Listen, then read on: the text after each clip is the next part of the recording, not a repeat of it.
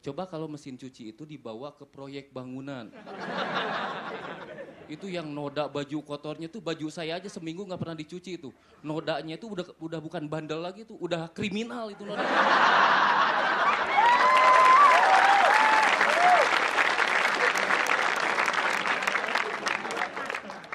Dan bukan cuma noda, kadang-kadang di sakunya masih ada paku, kerikil, batu bata, helm proyek, mandornya ada tuh di situ.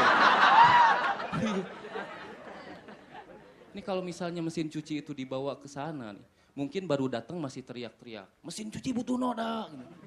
Belum tahu dia apa yang akan terjadi. Begitu